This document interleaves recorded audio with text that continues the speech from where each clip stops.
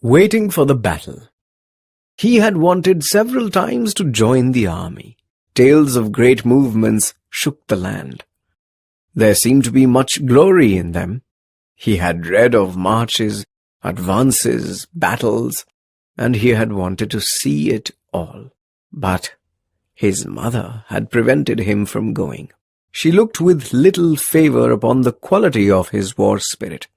She gave him hundreds of reasons why he was more important on the farm than on the field of battle.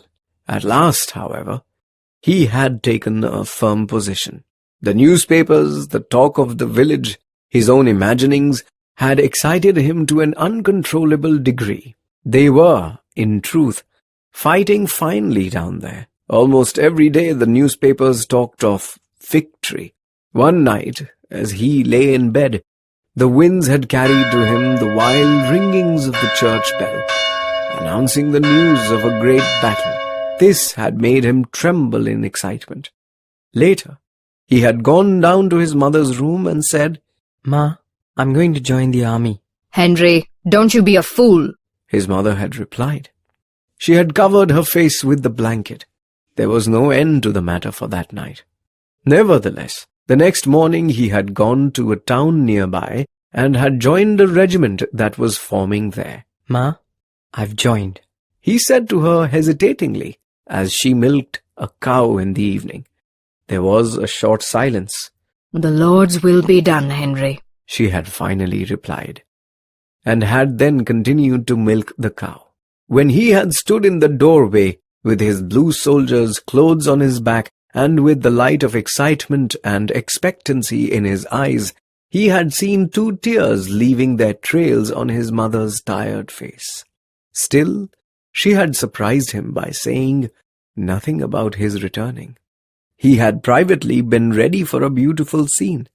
He had prepared certain sentences which he thought could be used to produce great emotion. But she simply said, "You be careful, Henry, and take good care of yourself. Don't think you can beat the whole rebel army at the start, because you can't. You're just one little fellow among a lot of others, and you have to keep quiet and do what they tell you." She did not look up from the potatoes she was peeling. "And always be careful when you choose your friends. There are lots of bad men in the army, Henry. Stay away from them, Henry. I don't want you ever to do anything, Henry, that you would be ashamed to tell me about." I don't know what else to tell you, Henry, except that you must never avoid your duty, child. If a time comes when you have to be killed or kill, Henry, don't think of anything except what's right. Don't forget your shirts, child, and try to keep warm and dry. Goodbye, Henry. Be careful, and be a good boy. Her speech was not quite what he had expected.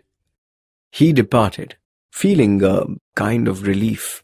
Still, when he had looked back from the gate, he had seen his mother kneeling among the potatoes. Her brown face, upraised, was marked with tears, and her body was shaking. He had lowered his head and gone ahead, feeling suddenly ashamed of his purpose.